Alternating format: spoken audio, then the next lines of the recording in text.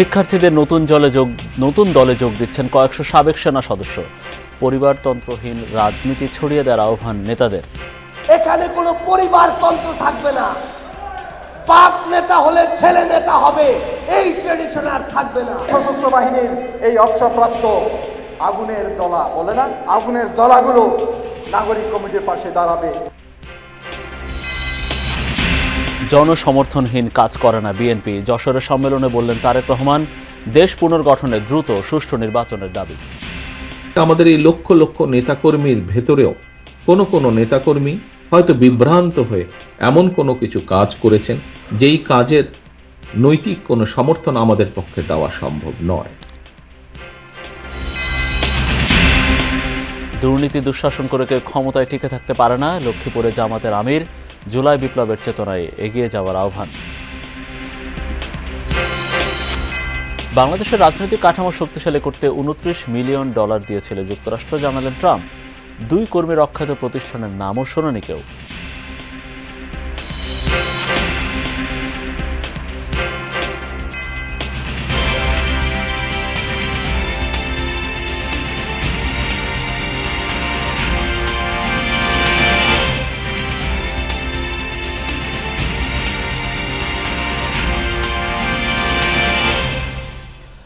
দর্শক, আপনাদের সবাইকে শুভেচ্ছা। আমন্ত্রণ যমুনা নিউজে। আপনাদের সঙ্গে আছি আমি মনিরুল ইসলাম। এতক্ষণ আমাদের শিরোনামগুলো দেখছিলেন, এবারে বিস্তারিত। দেশ সেবার জন্য সশস্ত্র বাহিনীর সাবেক সদস্য বা কর্মকর্তাদের রাজনীতিতে আসার আমন্ত্রণ জানিয়েছে নাগরিক কমিটি।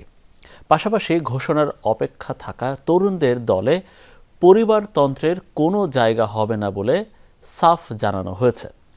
নেতারা বলছেন, গণহত্যার বিচারের জন্য গণতন্ত্রের পথে যেতে হবে। ব্যালটে বিপ্লবের মাধ্যমে তৈরি করতে হবে নতুন বাংলাদেশ। সশস্ত্র বাহিনীর সাবেক সদস্যরা দেশ গঠনে ছাত্র জনতার সাথে মাঠে নামার ঘোষণাও দেন। দেশের সশস্ত্র বাহিনীর কয়েকশো সাবেক সদস্য যোগ দিচ্ছেন আত্মপ্রকাশের অপেক্ষায় থাকা জুলাই অভ্যুত্থানে নেতৃত্ব দেওয়া ছাত্রদের রাজনৈতিক দলে। সেই উপলক্ষে রাজধানীর বাংলাদেশ চীন মৈত্রী সম্মেলন কেন্দ্রে আয়োজন করা হয় নাগরিক কমিটির সাথে এই মতবিনিময় সভার। সভায় অংশ নেয়া সশস্ত্র বাহিনীর সাবেক সদস্যরা দেশমাতৃকার টানে আরেকবার যুদ্ধে নামার ঘোষণা দেন। বলেন, বিদেশি একটি শক্তি জুলাই অভ্যুত্থানের নেতৃত্ব দেওয়া ছাত্রদের বিতর্কিত করার চেষ্টা করছে। আমাকেও ডেকেছে 2-3টা পার্টি, আমার একটাও পছন্দ হয় নাই। যখনই আমি দেখছি এই ছাত্র একটা দল হিসেবে পরিণত হচ্ছে, আমার বিবেক বলেছে যে টাইম কিন্তু চলে আসছে, আমাদেরকে রাজনীতিতে নামার সময় চলে আসছে। একটা বছর যাবৎ 50 জন অফিসারকে শেখানো হয় যে কিভাবে আপনি এই পর্যায়ে আছেন, এখান থেকে কিভাবে যুদ্ধ জয় করে এখানে বসবেন। খুব সুন্দর সাইন্টিফিক ওয়ে, এই ওয়েটাতে আমরা একটা প্ল্যান করি। স্যাররা এখানে সিনিয়র স্যাররা আছেন, তারা জানেন এই প্ল্যানটা যদি আপনারা করেন আপনাদের জয় নিশ্চিত বা আমাদের জয় নিশ্চিত। জনগণের পাশে, জনগণের জন্যই কাজ করে আমাদের সশস্ত্র বাহিনী, এবং সেই সশস্ত্র বাহিনীর এই অবসরপ্রাপ্ত আগুনের দলা বলে না, আগুনের দলাগুলো নাগরিক কমিটির পাশে দাঁড়াবে। অনুষ্ঠানে নাগরিক কমিটির মুখ্য সংগঠক সার্জিস আলম নতুন রাজনৈতিক বন্দোবস্ত নিয়ে সাবেক সশস্ত্র বাহিনীর সদস্যদের সারা দেশে ছড়িয়ে পড়ার আহ্বান জানান। বলেন, তাদের দলে পরিবারতন্ত্রের কোনো জায়গা হবে না। এই জায়গায় আপনারা ক্ষমতার অপব্যবহার করতে দেখবেন, আবার বিভিন্ন মানুষের এই নোংরা রাজনীতি করতে দেখবেন, সেই জায়গায় ঐক্যবদ্ধভাবে প্রতিবাদ করুন। আমরা যে রাজনৈতিক দলটি করতে যাচ্ছি, এখানে কোনো পরিবারতন্ত্র থাকবে না, বাপ নেতা হলে ছেলে নেতা হবে, এই ট্রেডিশন আর থাকবে না।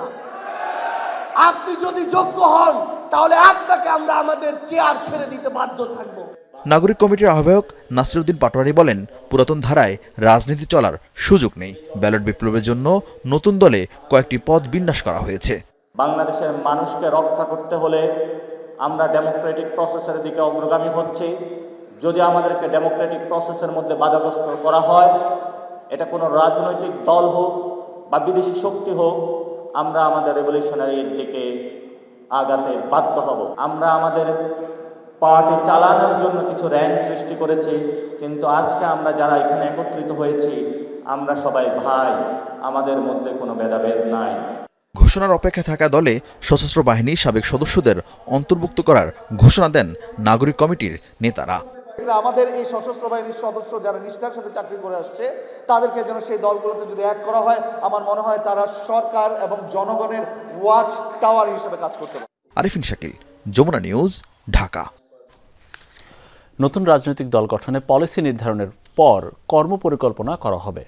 সেক্ষেত্রে তরুণ নেতৃত্বকে অগ্রাধিকার দেওয়া হবে বলে জানিয়েছেন বৈষম্য বিরোধী ছাত্র আন্দোলনের আহ্বায়ক হাসনাত আবদুল্লাহ। কুমিল্লার দেবিদ্বারে 3 দিনব্যাপী স্টুডেন্ট ফেস্টের শেষ দিনে অনুষ্ঠানে অংশ নিয়ে এসব কথা বলেন তিনি। শিক্ষার্থীদের অনুপ্রাণিত করার লক্ষ্যে স্টুডেন্ট ফেস্টের আয়োজন করা হয়। বই মেলা, সায়েন্স ফেস্ট, ক্যারিয়ার গাইডলাইন, গুণীজন সংবর্ধনা সহ থাকে নানা আয়োজন। এর আগে 20 ফেব্রুয়ারি স্টুডেন্ট ফেস্টের উদ্বোধন করেন হাসনাত আবদুল্লাহ। পুরো আয়োজনে ছিল শিক্ষার্থীদের জীবন গড়ার দিক নির্দেশনা সহ নানা আয়োজন। আমরা চাচ্ছি যে পলিসিটাকে আগে নির্ধারণ করে পলিসি অনুযায়ী কর্মপন্থা নির্ধারণ করার জন্য, এবং আমরা চাই যে যারা তরুণ নেতৃত্বে উঠে এসেছে তরুণ নেতৃত্বেরকে আমরা রিকগনাইজ করতে চাই। সেজন্য আমরা নতুন অর্গানোগ্রামের মধ্য দিয়ে যদি প্রয়োজন হয় যাওয়ার, সেক্ষেত্রে আমরা যেতে চাই। জনগণের সমর্থন নেই এমন কোনো কাজই করে না বিএনপি, এই মন্তব্য করলেন দলটির ভারপ্রাপ্ত চেয়ারম্যান তারেক রহমান। যশোরের 16 বছর পর হওয়া জেলা বিএনপির দ্বিবার্ষিক সম্মেলনে ভার্চুয়ালি যোগ দেন তিনি। দেশবাসীর প্রত্যাশা পূরণে দ্রুততম সময়ের মধ্যে স্বচ্ছ ও সুষ্ঠু নির্বাচনের দাবিও তোলেন তিনি। দীর্ঘ 16 বছর পর যশোরে জেলা বিএনপির দ্বিবার্ষিক সম্মেলন। কেন্দ্রীয় ঈদগাহ ময়দানে জাতীয় সঙ্গীত, পতাকা উত্তোলনের মধ্য দিয়ে হয় উদ্বোধন। দুপুরে ভার্চুয়ালি যোগ দেন বিএনপির ভারপ্রাপ্ত চেয়ারম্যান তারেক রহমান। বলেন, জনগণের প্রত্যাশা পূরণ এবং দেশকে পুনর্গঠনের জন্য দ্রুততম সময়ের মধ্যে স্বচ্ছ সুষ্ঠু নির্বাচন দেওয়া জরুরি। ক্ষমতায় যেতে পারলে বিএনপির প্রথম কাজ হবে দেশ পুনর্গঠন। যখন দেশের লক্ষ লক্ষ মানুষের উপর অত্যাচার নির্যাতন চালিয়ে মানুষের ভোটের অধিকারকে হরণ করে ক্ষমতা দখল করে রেখেছিল, তখন তার সেই রক্তচক্ষুকে উপেক্ষা করে বাংলাদেশ জাতীয়তাবাদী দল দেশের মানুষের সামনে 31 দফা উপস্থাপন করেছে। বাংলাদেশের মানুষের সমর্থন নিয়ে বাংলাদেশ জাতীয়তাবাদী দল সরকার গঠন করতে সক্ষম হলে আমাদের সবচেয়ে প্রথম যেই কাজটি হবে, বাংলাদেশ নামক আমাদের যে প্রিয় মাতৃভূমি, এই মাতৃভূমিকে পুনর্গঠন করা। নেতাকর্মীদের উদ্দেশ্যে তারেক রহমান বলেন, জনগণের সমর্থন নেই এমন কোনো কাজ বিএনপি করে না।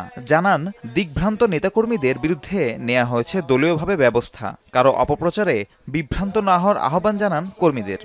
হতে পারে আমাদের এই লক্ষ লক্ষ নেতাকর্মীর ভেতরেও কোনো নেতাকর্মী হয়তো বিভ্রান্ত হয়ে এমন কোনো কিছু কাজ করেছেন যেই কাজের নৈতিক কোনো সমর্থন আমাদের পক্ষে দেওয়া সম্ভব নয়। এবং যেহেতু আমাদের পক্ষে দেওয়া সম্ভব নয়, সেজন্যই আমরা আমাদের নৈতিক অবস্থান থেকে, দলীয় অবস্থান থেকে আমরা সেই সকল নেতাকর্মীর বিরুদ্ধে ব্যবস্থা গ্রহণ করেছি। সম্মেলনের পর যশোর জেলা বিএনপির সভাপতি ও সাংগঠনিক সম্পাদক পদে নেতা নির্বাচনের জন্য শুরু হয় ভোট গ্রহণ। সাধারণ সম্পাদক পদে কোনো প্রতিদ্বন্দ্বী না থাকায় বিজয়ী হন দেলোয়ার হোসেন খোকন। রাহিম সারোয়ার, যমুনা নিউজ। দুর্নীতি দুঃশাসন করে কেউ ক্ষমতায় টিকে থাকতে পারে না, কলুষিত রাজনীতিবিদরাও পালাতে বাধ্য হন, এমন মন্তব্য করেছেন জামায়াত ইসলামের আমির ডাক্তার শফিকুর রহমান। বলেছেন, রংপুরের আবু সাইদের মতো বুক পেতে মৃত্যুকে বরণ করাও সম্মান ও গৌরবের। আর এমন রাজনীতি চাই জামায়াত ইসলামী, যে রাজনীতি দেশের জন্য, মানুষের জন্য বা দেশের কল্যাণের জন্য। লক্ষ্মীপুরে চাঁদপুরে জামায়াত ইসলামের সমাবেশে সব কথা বলেন জামাতের আমির। শনিবার সকালে লক্ষ্মীপুরের আদর্শ সামাদ সরকারি উচ্চ বিদ্যালয় মাঠে জেলা জামায়াতের জনসভা। দীর্ঘ 28 বছর পর দলের কোনো আমির লক্ষ্মীপুরের সমাবেশে যোগ দিলেন, তাই সকাল থেকেই নেতাকর্মীদের মাঝে ব্যাপক উৎসাহ উদ্দীপনা। প্রধান অতিথির বক্তব্যে জামায়াত আমির বলেন, অতীতে সোনার বাংলা কায়েমের নামে শোষণ করা হয়েছে। এমন রাজনীতি করা যাবে না যাতে ফেসিবাদের মতো দেশ ছেড়ে পালাতে হয়। ডাক্তার শফিকুর রহমান বলেন, দুঃশাসন থেকে জাতি এখন মুক্তি চায়, তাই জুলাই বিপ্লবের চেতনা ধারণ করে এগিয়ে যেতে হবে। কোনো যুগেই যুবকরা কখনো দুর্নীতি এবং দুঃশাসনকে সমর্থন করে না, বরঞ্চ তার বিরুদ্ধে গর্জে উঠে, প্রতিবাদ করে, প্রতিরোধ করে, যুদ্ধ করে বিজয়ী হয়, হয় শহীদ হয়, না হয় গাজী হয়, মাঝখানে আর কিছু থাকে না। আগামীতে প্রতিটি আসনে জামায়াতের প্রার্থীদের বিজয়ী করতে এখন থেকে মাঠে কাজ করাকে মাঠে কাজ করার জন্য নেতাকর্মীদের নির্দেশ দেন এই জামায়াত নেতা। পরে ঢাকায় ফেরার পথে বিকেলে চাঁদপুরের হাজীগঞ্জ চৌরাস্তা মোড়ে এক পথসভায় যোগ দেন তিনি। সংস্কার শেষে জাতীয় নির্বাচন দেয়ার আহ্বান তার। একটা আঘাতে 5 তারিখ একটা গোষ্ঠী খান খান হয়ে ভেঙে পড়েছে। এরকম অপরাধ যারাই করবে 5ই আগস্ট তাদেরকে জানিয়ে দিচ্ছে 5ই আগস্ট প্রত্যেক বছর কমপক্ষে একবার আসে। 5 আগস্টের রাস্তা যারা চিনে ফেলেছে এই জাতিকে কেউ আর দুঃশাসন আর দুর্নীতি দিয়ে বাঁচতে পারবে না। স্থানীয় সরকার ব্যবস্থা আরও শক্তিশালী করার তাগিদ দেন ডাক্তার শফিকুর রহমান। আল আমিনা কহন, যমুনা নিউজ। বাংলাদেশের রাজনৈতিক কাঠামো শক্তিশালী করতে $29 মিলিয়ন অর্থ সহায়তা দিয়েছিল যুক্তরাষ্ট্র, জানিয়েছেন মার্কিন প্রেসিডেন্ট ডোনাল্ড ট্রাম্প। শুক্রবার ওয়াশিংটন ডিসিতে অনুষ্ঠিত এক বৈঠকে ইউএসএআইডির কয়েকটি প্রকল্পের কথা উল্লেখ করেন তিনি। তখনই অন্যান্য দেশের সাথে বাংলাদেশেও অর্থায়নের কথা জানান তিনি। বলেন, বাংলাদেশে এমন একটি প্রতিষ্ঠানের অর্থায়ন প্রকল্পটিকে গিয়েছিল যার কর্মী ছিল মাত্র 2 জন। এর আগে ক্ষুদ্র এই প্রতিষ্ঠানটির নামও শোনেনি কেউ। মূলত জনসাধারণ ও রাজনৈতিক উন্নয়নে পাঠানো অর্থ আত্মসাতের কারণে বাংলাদেশে অর্থায়ন বন্ধের ইঙ্গিত দেন মার্কিন president Donald Trump. $29 million to strengthen the political landscape in Bangladesh. বাংলাদেশের রাজনৈতিক কাঠামো শক্তিশালী করার জন্য $29 মিলিয়ন পাঠায় যুক্তরাষ্ট্র। এমন একটি সংস্থায় এই অর্থ পাঠানো হয় যার কথা কেউ আগে শোনেনি। ওই প্রতিষ্ঠানে মাত্র 2 জন ব্যক্তি কর্মরত।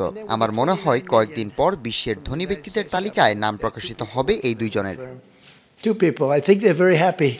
পরিবর্তিত প্রেক্ষাপটে বাসযোগ্য দেশ করতে সবাইকে আরও আন্তরিক হতে হবে, এই আহ্বান জানিয়েছেন বিএনপি মহাসচিব মির্জা ফখরুল ইসলাম আলমগীর। তিনি বলেছেন, দীর্ঘদিন ধরে রাজনৈতিক দলগুলোর ফ্যাসিবাদের বিরুদ্ধে লড়াইয়ের চূড়ান্ত পর্যায়ে ছিল জুলাই আগস্টের আন্দোলন। এই অর্জন রক্ষায় সবাইকে ঐক্যবদ্ধ থাকতে হবে।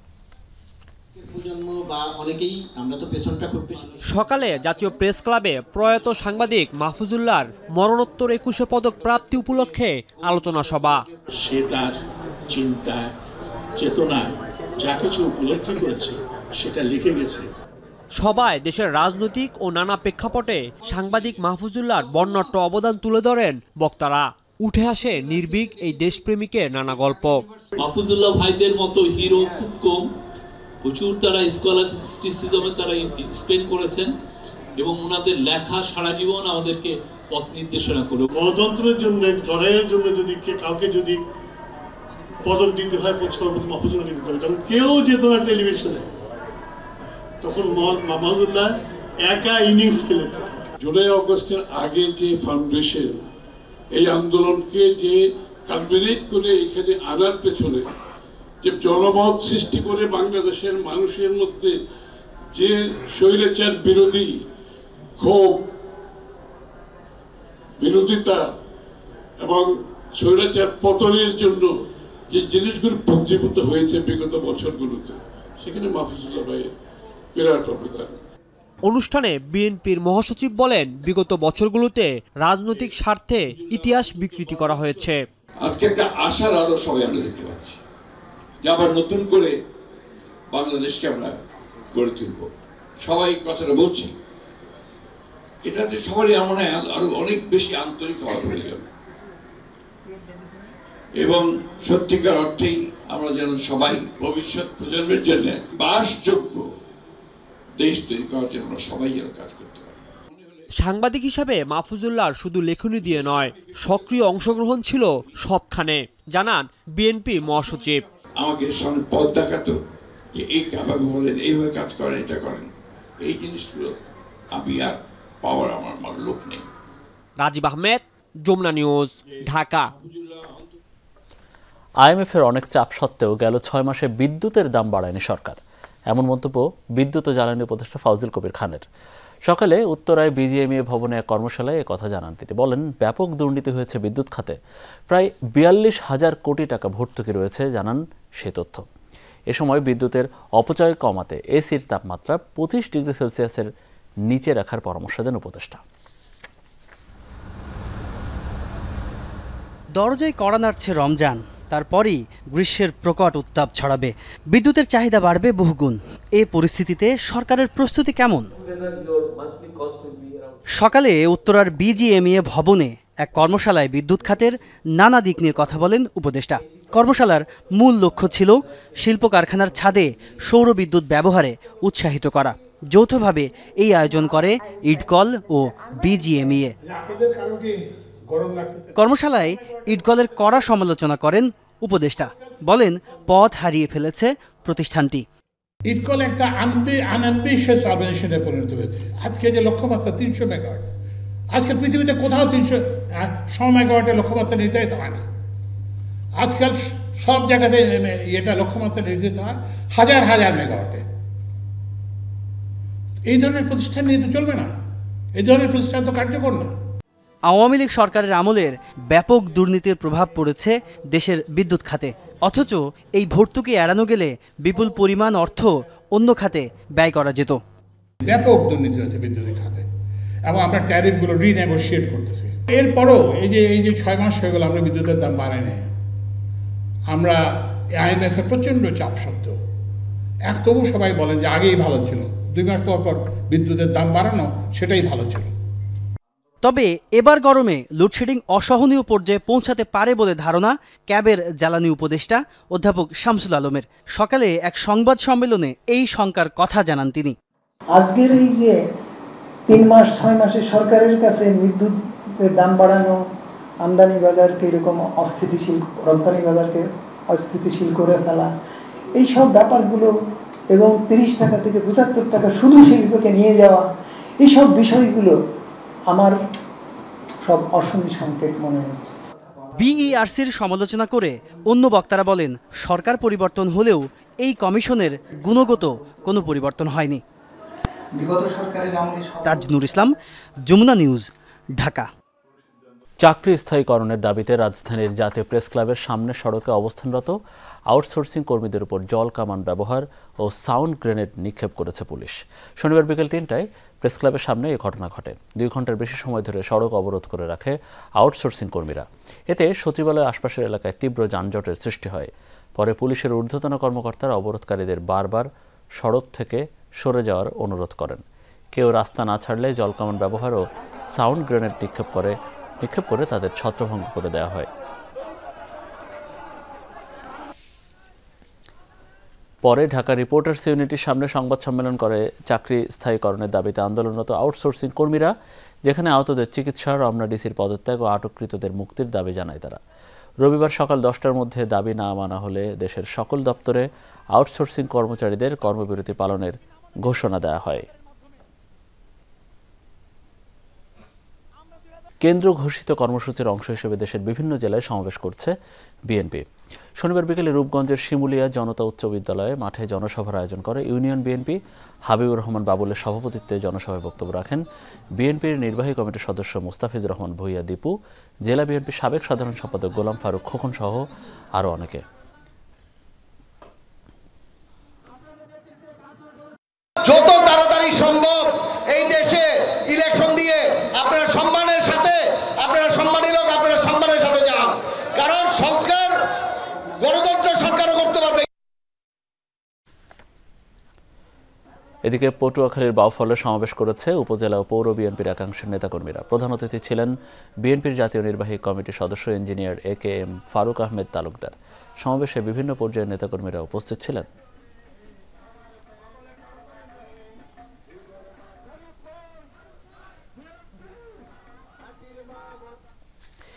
ঈদ আনন্দের মতো ভোট উৎসব উদযাপন করতে চায় কমিশন, এই মন্তব্য করেছেন সিইসি MM নাসির উদ্দিন। কক্সবাজারের কুতুবদিয়ায় এক অনুষ্ঠানে তিনি একথা বলেন। সিইসি বলেন, দেশবাসীকে সাথে নিয়ে ভোটাধিকার প্রতিষ্ঠার আন্দোলন গড়ে তুলতে চায় কমিশন। নিজ জমির মতো ভোট কেন্দ্র পাহারা দিতে হবে। সুষ্ঠু ও সুন্দর ভোটের লক্ষ্যে প্রয়োজনে সবাইকে নামতে হবে এই পাহারায়। নির্বাচন কমিশন কারো হুকুমে নয়, আইন অনুযায়ী চলে, মন্তব্য করেন সিইসি। শুধু ভোট দেওয়ার অধিকার নয়, ভোটের অধিকার প্রতিষ্ঠার আন্দোলন। আপনি নিজের জমিটা যেমন পাহারা দেন, নিজের ভোটটাও পাহারা দিবেন। কেন্দ্রে দরকার হলে সবাইকে পাহারা দিতে হবে।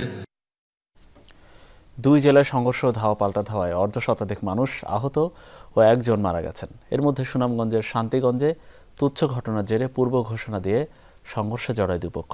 এতে আহত হয় 50 জনের বেশি। এদিকে জমি জমা নিয়ে বিরোধের জেরে সংঘাতে রাজশাহীতে প্রাণ গেছে এক নারীর।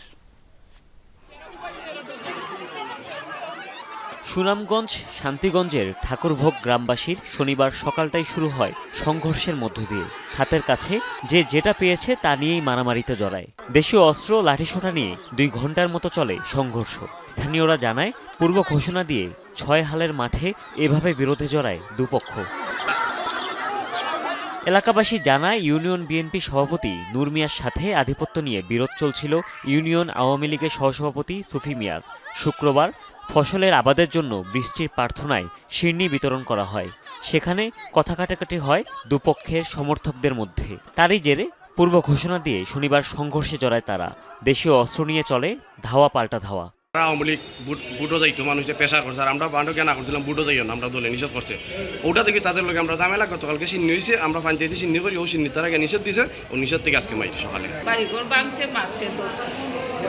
এমন কোনো গড় রয়েছে না বাঙ্গার বাকি। খবর পেয়ে পরিস্থিতি নিয়ন্ত্রণে আনে পুলিশ।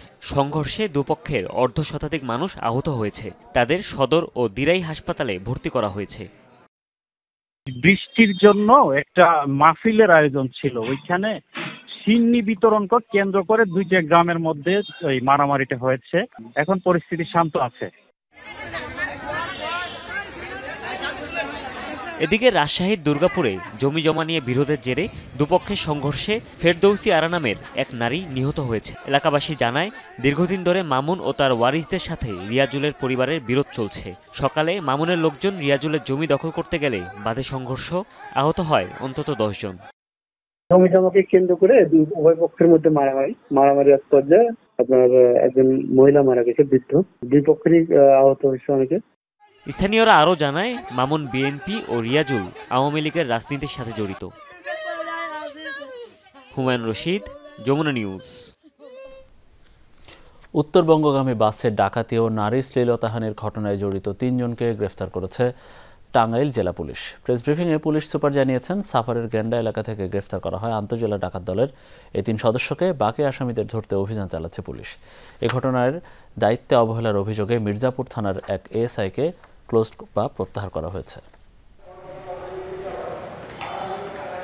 ঢাকা রাজশাহী রুটে চলন্ত বাসে ডাকাতি ও 2 নারীর শ্লীলতাহানির ঘটনায় তোলপাড় সারা দেশ। এরই মধ্যে এ ঘটনায় জড়িত 3 জনকে গ্রেফতার করেছে পুলিশ। সকালে টাঙ্গাইলে এক প্রেস ব্রিফিংয়ে পুলিশ সুপার জানান, গতকাল মির্জাপুর থানায় এক ভুক্তভোগীর মামলার পর থেকেই চলছিল অভিযান। তথ্য প্রযুক্তির সহায়তায় গতকাল বিকেলে সাভারের গেন্ডা থেকে গ্রেফতার করা হয় ডাকাত দলের সদস্য শহীদুল ইসলাম, সবুজ এবং শরীফকে। এ সময় তাদের কাছ থেকে চাকু, মোবাইল ও নগদ টাকা জব্দ করা হয়। তথ্য প্রযুক্তি সহ আমাদের বিভিন্ন নিজস্ব যে ইনফরমেশনগুলো আছে, গোয়েন্দা যে কিছু ইনফর্মার আছে, তাদেরকে অ্যাক্টিভেট করি এবং এই মোবাইলগুলো, লুণ্ঠনকৃত মোবাইল এবং অন্যান্য যে সমস্ত টাকা বা যে সমস্ত স্বর্ণ, এগুলো নিয়েও কিন্তু কাজ চলছে এবং এইগুলোর ইনফরমেশনগুলো নিয়েই কিন্তু আমাদের সেই সক্রিয় যে মহাসড়ক বাস ডাকাতির যে গ্যাংকে আমরা ধরতে সক্ষম হয়েছি। ব্রিফিংয়ে পুলিশ সুপার জানান, সেদিন বাসে কোনো ধর্ষণের ঘটনা ঘটেনি। যাত্রীদের টাকা পয়সা, স্বর্ণালংকার লুটপাটের পাশাপাশি নারীদের শ্লীলতাহানি করা হয়। এই ঘটনায় জড়িত বাকি আসামিদেরও ধরতে অভিযান চলছে বলে জানান তিনি। স্বর্ণ লুণ্ঠিত হয়েছে নারীদের কাছ থেকে, স্বর্ণ এবং রূপা।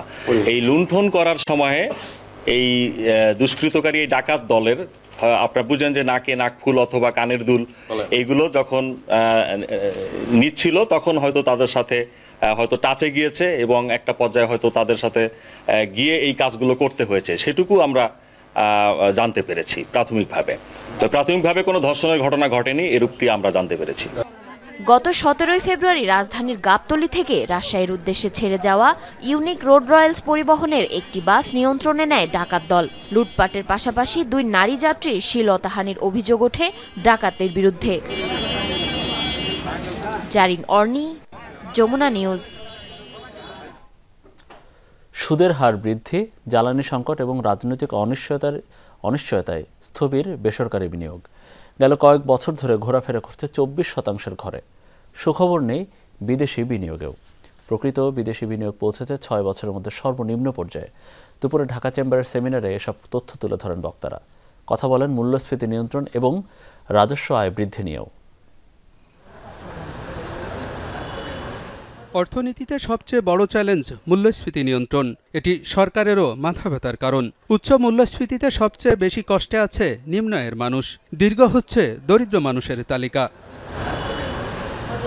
জানুয়ারিতে মূল্যস্ফীতি কিছুটা কমে 10% ঘরে নামলেও অর্থনীতিবিদরা বলছেন বাজারের অবস্থা আরও খারাপ। নিয়ন্ত্রণে উদ্যোগ দেরিতে নেয়া এবং টাকা ছাপানোই যুদ্ধটা দীর্ঘায়িত হচ্ছে বলেও মনে করেন তারা। জুলাই পর্যন্ত একটা সুইসাইডাল কাজ হচ্ছিল ইনফ্লেশনের জন্য। আমি বলবো টাকা ছাপানো হচ্ছিল অলমোস্ট দেদারসে। নর্মালি এই হাই ইনফ্লেশনের সময় হাই পাওয়ার্ড মানি, এটা যত বেশি ছাপানো হবে ইনফ্লেশনের যুদ্ধটা অত দীর্ঘায়িত বা বিলম্বিত হবে। ইনফ্লেশনকে অ্যাডজাস্ট যদি করতে হয়, ইনফ্লেশন নিয়ে নানামুখী উদ্যোগ নেওয়া হয়েছে, মাসুর ভাই বলেছে, কিন্তু সেখানে ফিসক্যাল পলিসি, মনিটারি পলিসি আর মার্কেট ম্যানেজমেন্ট এই তিনটার কোঅর্ডিনেশন না হলে আমরা কাঙ্ক্ষিত মাত্রায় আসতে পারবো না। গেল কয়েক বছর ধরে স্থবির বেসরকারি বিনিয়োগ, ঘোরাফেরা করছে 24% ঘরে।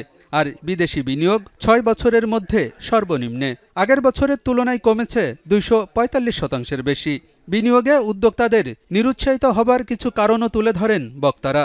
Rising interest rate, weakening of consumer purchase, rising interest rate, political uncertainty and energy crisis have discouraged heavily further fresh investments from the private sector. Automation হচ্ছে না, ন্যাশনাল সিঙ্গেল উইন্ডো ইমপ্লিমেন্টেশন হচ্ছে না।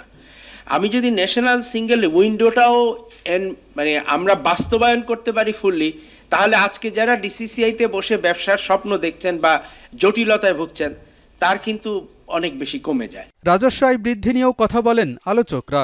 পরোক্ষ করের উপর নির্ভরতা কমিয়ে প্রত্যক্ষ কর আদায় বাড়ানোর সুপারিশ করেন তারা। প্রায় $500 বিলিয়ন ইকোনমিতে রেভিনিউ মাত্র $40 বিলিয়ন। এটা আমারও মিলছে না, কোথায় যেন একটা অঙ্কের ফাঁকি আছে। আলমগীর হোসেন, যমুনা নিউজ, ঢাকা। জুলাই বিপ্লবের পর এনবিআর এর সংস্কার সবচেয়ে বেশি দরকার বলে মনে করেন বাণিজ্য উপদেষ্টা শেখ বশির উদ্দিন। তার মতে রাজস্ব ব্যবস্থাপনা এখনও ত্রুটিমুক্ত হয়নি, সম্পদের অসম বন্টন রয়েছে, যার কারণে দীর্ঘ হচ্ছে টিসিবির লাইন। জাকাত ফেয়ারের উদ্বোধনী অনুষ্ঠানে বাণিজ্য উপদেষ্টা এসব মন্তব্য করেন। বলেন, জাকাতের মাধ্যমে দারিদ্র্য বিমোচন হতে পারে, বৈষম্য কমাতে জাকাতের বিকল্প নেই। 2 দিনের এই মেলায় অংশ নিয়েছে 22টি প্রতিষ্ঠান বা 22টি স্টল রয়েছে। মিলছে জাকাত বিষয়ক নানা পরামর্শ। মেলায় মোট স্টল রয়েছে 22টি। এই আয়োজনের মিডিয়া পার্টনার যমুনা টেলিভিশন। সংস্কার যদি এনবিআর করা না যায় মারাত্মক বিপর্যয় ঘটবে। একই জিনিসই ঘটবে। ধনীদের দ্বারা দেশের অর্থনৈতিক পলিসি এমনভাবে তৈরি হবে এবং এমনভাবে তৈরি হয়েছে গত 15 বছর। এই সিলসিলা যদি চালু থাকে, ধনীরা যদি দেশের আমদানি, শুল্ক, রপ্তানি বিষয়ে সিদ্ধান্ত গ্রহণ করা শুরু করে, তাহলে সম্পদের সুষম বন্টন কোনোভাবেই সম্ভব না। প্রায় 100 ইংলিশ মিডিয়াম স্কুলের অংশগ্রহণে অনুষ্ঠিত হলো 14th আন্তঃস্কুল বাংলা অলিম্পিয়াড। শনিবার রাজধানীর উত্তরার ইন্টারন্যাশনাল হোপ স্কুল বাংলাদেশের প্রাঙ্গণে অনুষ্ঠিত হয় বাংলা অলিম্পিয়াড। সন্ধ্যায় বিভিন্ন ক্যাটাগরিতে বিজয়ী 146 শিক্ষার্থীর হাতে পুরস্কার তুলে দেন শিল্প, গৃহায়ন ও গণপূর্ত উপদেষ্টা আদিলুর রহমান খান। ভাষার মাসে আয়োজিত হলো বাংলা ভাষা বিষয়ক সর্ববৃহৎ প্রতিযোগিতা 14th আন্তঃস্কুল বাংলা অলিম্পিয়াড 2025। এতে অংশ নেন দেশের শতাধিক ইংরেজি মাধ্যম ও বাংলা ভার্সন শিক্ষা প্রতিষ্ঠান। রাজধানীর উত্তরার ইন্টারন্যাশনাল হোপ স্কুল বাংলাদেশ প্রাঙ্গণে চলা বাংলা অলিম্পিয়াডে অংশ নেয় প্রায় 1,500 শিক্ষার্থী। আবৃত্তি, নাচ, গান, অঙ্কন, কুইজ সহ বিভিন্ন ক্যাটাগরিতে প্রতিযোগিতা করেন তারা। পরে বিজয়ীদের হাতে পুরস্কার তুলে দেন গৃহায়ন ও গণপূর্ত উপদেষ্টা আদিলুর রহমান খান। আমি আজকে ভীষণভাবে অভিভূত এই পারফরমেন্স দেখে এবং এই ছোট বন্ধুদের সাহসী পদচারণা দেখে। আমি মনে করি বাংলাদেশ ঠিক পথে আছে এবং আগামী দিনের বাংলাদেশ আরও উজ্জ্বল হবে। এবারের বাংলা অলিম্পিয়াডে বিভিন্ন ক্যাটাগরিতে পুরস্কার জিতেছেন মোট 146 জন শিক্ষার্থী। ফয়সাল মাহমুদ, যমুনা নিউজ, ঢাকা। বর্ণিল আয়োজনে চট্টগ্রামে শুরু হয়েছে বাংলাদেশ রেলওয়ে সরকারি উচ্চ বিদ্যালয়ের শতবর্ষ উৎসব। এই উপলক্ষে ক্যাম্পাসে বসে বর্তমান ও প্রাক্তন শিক্ষক শিক্ষার্থীদের মিলন মেলা, আলোচনা সভার পাশাপাশি অনুষ্ঠিত হয় স্মৃতিচারণ, আড্ডা এবং সাংস্কৃতিক অনুষ্ঠান। এই অঞ্চলের শিক্ষা বিস্তারে শতবর্ষ প্রাচীন এই স্কুলের অবদানের কথা তুলে ধরেন উদ্যোক্তারা। অনুষ্ঠানে Chittagong city mayor doctor Shahadat Hossain, railway পুলিশের অতিরিক্ত আইজি সর্দার তমিজউদ্দিন আহমেদ এবং শতবর্ষ উদযাপন কমিটির নেতারা সহ অনেকে বক্তব্য রাখেন। ডেইরি উৎপাদন ও ব্যবস্থাপনা নিয়ে খামারিদের প্রশিক্ষণ অনুষ্ঠিত হয়েছে চট্টগ্রামে। কর্ণফুলী উপজেলার মধ্যম চরলক্ষায় প্রাণী সম্পদ কার্যালয় আয়োজিত প্রশিক্ষণে বক্তারা বলেন, চট্টগ্রামে ছোট বড় 15,000 ডেইরি ফার্ম থেকে দৈনিক 50,000 লিটার দুধ উৎপাদন হয়। গড়ে উঠেছে 50টি বায়োগ্যাস প্ল্যান্ট। খামারিদের ন্যায্য মূল্যে প্রাপ্তি নিশ্চিত করতে দুধ শীতলীকরণ প্ল্যান্ট স্থাপনের কথা জানান কর্মকর্তারা।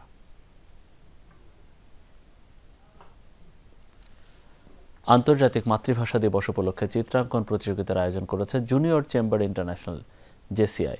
সকালে শিল্পকলা একাডেমিতে এই প্রতিযোগিতার আয়োজন করা হয়। এ ধরনের প্রতিযোগিতার মাধ্যমে সুস্থ ধারার বাংলা সংস্কৃতি শিশুরা ধারণ ও লালন করতে সক্ষম হবে মনে করেন অভিভাবকরা। আমাদের মুখ থেকে যে ফুলের মতো শব্দগুলি বের হয়, এর পিছনে শত শত ছেলেহারা মায়ের রক্ত আছে। ভাষার জন্য যুদ্ধ করেছে। ছবিতে মানুষরা শহীদ মিনারের সামনে আন্দোলন করছে, এখানে অনেক ফুল আছে আর মানুষরা অনেক মরে যাচ্ছে। শিক্ষার্থীদের সামাজিকভাবে প্রতিষ্ঠিত করতে বরিশালের বাকেরগঞ্জে অনুষ্ঠিত হয়েছে ছাত্র শিক্ষক, অভিভাবক ও বিভিন্ন পেশাজীবীদের সাথে মতবিনিময় সভা। বাকেরগঞ্জ অডিটোরিয়ামে ছাত্র শিক্ষক ঐক্য পরিষদ অনুষ্ঠানের আয়োজন করে। এ সময় সামাজিক দূরত্ব দূরীকরণ, শিক্ষার যথাযথ পরিবেশ বজায় রাখা, মাদকমুক্ত তরুণ সমাজ গঠনে আলোচনা করেন বিভিন্ন বিশ্ববিদ্যালয়ের বক্তারা।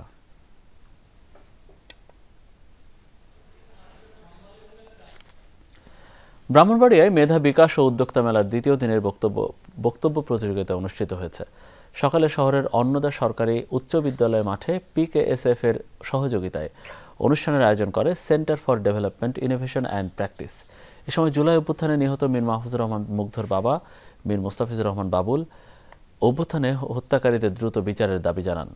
দেশ গঠনে তরুণ প্রজন্মকে একসাথে কাজ করার আহ্বানও জানান তিনি।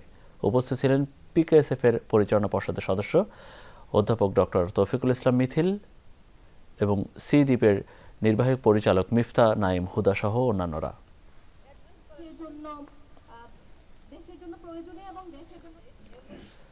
জাঁকজমক আয়োজন ও যথাযথ মর্যাদায় যুক্তরাজ্যে উদযাপিত হয়েছে মহান 21শে ফেব্রুয়ারি আন্তর্জাতিক মাতৃভাষা দিবস।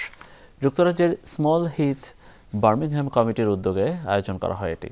শহীদ মিনারে পুষ্পস্তবক অর্পণ, বিশেষ আলোচনা, সাংস্কৃতিক অনুষ্ঠানের মাধ্যমে দিনটি উদযাপন করেন বার্মিংহামের প্রবাসীরা। স্মল হিথ পার্কে নির্মিত শহীদ মিনার প্রাঙ্গণে আয়োজিত হয় মূল অনুষ্ঠান। অনুষ্ঠানের প্রথম পর্বে আয়োজিত হয় বিশেষ আলোচনা অনুষ্ঠান। বার্মিংহামের বাঙালি কাউন্সিলর জিয়াউল ইসলাম MBEর সভাপতিত্বে অনুষ্ঠান পরিচালনা করেন ইকবাল হোসেন। এখানে যে সমস্ত বাংলাদেশি ভাই বোন এসে উপস্থিত হয়েছেন এবং আজকে যেভাবে তারা এই অনুষ্ঠানটাকে আয়োজন করেছেন, সেখানে আপনারা তার ছাপ দেখবেন সুস্পষ্ট।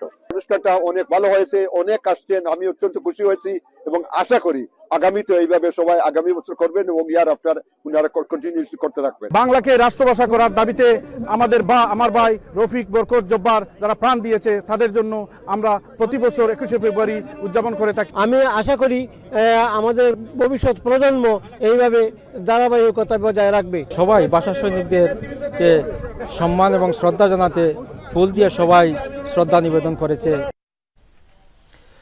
দীর্ঘদিনের অপেক্ষার পর অবশেষে দক্ষিণ আফ্রিকার প্রবাসীদের জন্য চালু করা হলো ই-পাসপোর্ট সেবা কার্যক্রম। অবশেষে অবসান ঘটল দক্ষিণ আফ্রিকার প্রবাসীদের দীর্ঘদিনের ভোগান্তি। দেশটিতে চালু হলো ই-পাসপোর্ট সেবা কার্যক্রম। এর উদ্বোধন করেন স্বরাষ্ট্র মন্ত্রণালয়ের সুরক্ষা সেবা বিভাগের অতিরিক্ত সচিব মোহাম্মদ মিজানুর রহমান। দক্ষিণ আফ্রিকা প্রবাসীদের ই-পাসপোর্ট বিষয়ক দাবি নিয়ে যমুনা টেলিভিশনের একটি প্রতিবেদন প্রচারের পর এই সিদ্ধান্ত নিয়েছে কর্তৃপক্ষ। পাসপোর্ট এবং ইমিগ্রেশন অধিদপ্তরের যে সমস্ত কর্মকর্তা অক্লান্ত পরিশ্রম করে আজকের এই অনুষ্ঠানের আয়োজন করেছেন এবং পাসপোর্টের কার্যক্রমকে এগিয়ে নিয়ে যাচ্ছেন, আমি তাদেরকে ধন্যবাদ জানাই। পর্তুগালে উদযাপিত হয়েছে আন্তর্জাতিক মাতৃভাষা দিবস। বাংলাদেশ জাতীয়তাবাদী দল BNP পর্তুগাল শাখার উদ্যোগে এই আয়োজন করা হয়। শুক্রবার রাজধানী লিসবনের একটি হোটেলে আলোচনা সভার আয়োজন করা হয়।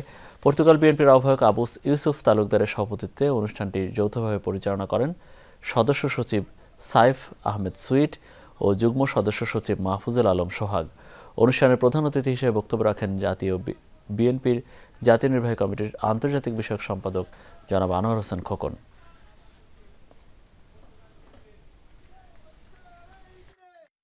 আজকে পর্তুগাল লিসবনস্থ মন্দিয়াল হোটেলে মহান 21শে আন্তর্জাতিক মাতৃভাষা দিবস উপলক্ষে এবং বাংলাদেশের অন্তর্বর্তী সরকারের কাছে দ্রুত গতিতে নির্বাচনের দাবিতে আজকে এখানে পর্তুগাল বিএনপি কর্তৃক পর্তুগাল বিএনপির আহ্বায়ক কমিটির নেতৃত্বে আলোচনা সভা হয়েছে। আমি যে কথাটি বলবো সংক্ষিপ্ত আকারে, এই আজকের এই আলোচনায় ফুটে উঠেছে 52 ভাষা আন্দোলনে নিহত তারা কিভাবে অগ্রণী ভূমিকা পালন করেছেন। আমি আমার পক্ষ থেকে এবং আমার বাংলা জাতীয়তাবাদী দল পর্তুগাল শাখার পক্ষ থেকে তাদের রুহের আত্মার মাগফিরাত কামনা করছি এবং তাদের প্রতি বিনম্র শ্রদ্ধা জানাচ্ছি। মালয়েশিয়ায় 85 জন বাংলাদেশের সহ মোট 600 অবৈধ অভিবাসীকে আটক করেছে পুলিশ। তাদের মধ্যে ভারত, নেপাল, মিয়ানমার ও ইন্দোনেশিয়ার নাগরিকও রয়েছেন। শনিবার দেশটির সেলাঙ্গোর রাজ্যের একটি শপিং কমপ্লেক্সে সাঁড়াশি অভিযান চলাকালে আটক করা হয় তাদের। অবৈধ পাসপোর্ট, ভিসার শর্ত লঙ্ঘন এবং অতিরিক্ত সময় ধরে মালয়েশিয়া অবস্থানের অভিযোগে তাদের আটক করা হয়।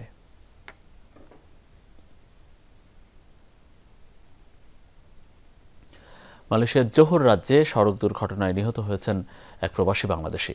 ধারণা করা হয় শুক্রবার দেশটির বাকরি এলাকায় একটি লরির ধাক্কায় মৃত্যু হয়েছে ওই প্রবাসীর, তবে এখনও জানা যায়নি তার পরিচয়। প্রাথমিক তদন্তে জানা যায় রাস্তা পার হওয়ার সময় লরির ধাক্কায় গুরুতর আহত হন তিনি। পরে ঘটনাস্থলেই মৃত্যু হয় তার। এ ঘটনার পর পলাতক যানটির চালক।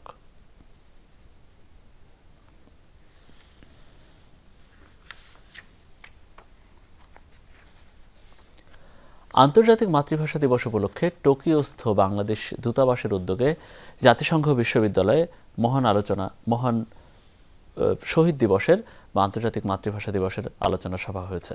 রাষ্ট্রদূত মোহাম্মদ দাউদ আলী তার বক্তব্যে মহান ভাষা আন্দোলনের শহীদদের প্রতি শ্রদ্ধা জানান।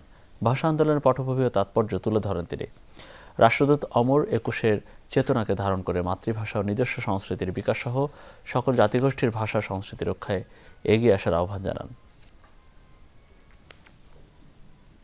It is an honor and privilege for me to welcome you all to celebrate a day that holds profound significance for millions of people around the world.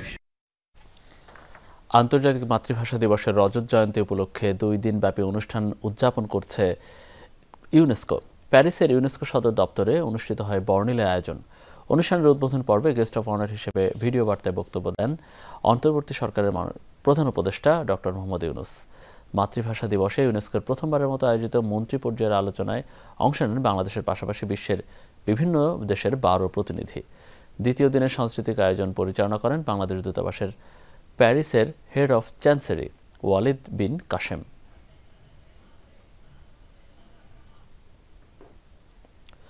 যথাযথ মর্যাদায় ফিনল্যান্ডে উদযাপিত হয়েছে আন্তর্জাতিক মাতৃভাষা দিবস। ফিনল্যান্ডের মাতৃভাষা শহীদ স্মৃতিস্তম্ভ আন্তর্জাতিক কমিটির উদ্যোগে এই আয়োজন করা হয়। ফিনল্যান্ডের হেলসিঙ্কির একটি মিলনায়তনে বিভিন্ন কর্মসূচি পালন করেন দেশটির সামাজিক, সাংস্কৃতিক ও রাজনৈতিক সংগঠনগুলো। অস্থায়ী শহীদ মিনারে পুষ্পস্তবক অর্পণের পাশাপাশি আলোচনা সভা ও সাংস্কৃতিক অনুষ্ঠান, শিশুদের চিত্রাঙ্কন প্রতিযোগিতাও আয়োজিত হয়।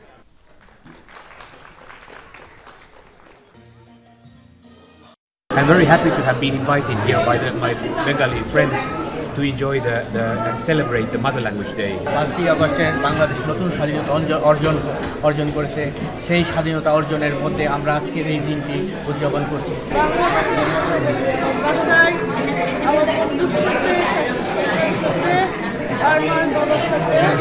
আমরা কার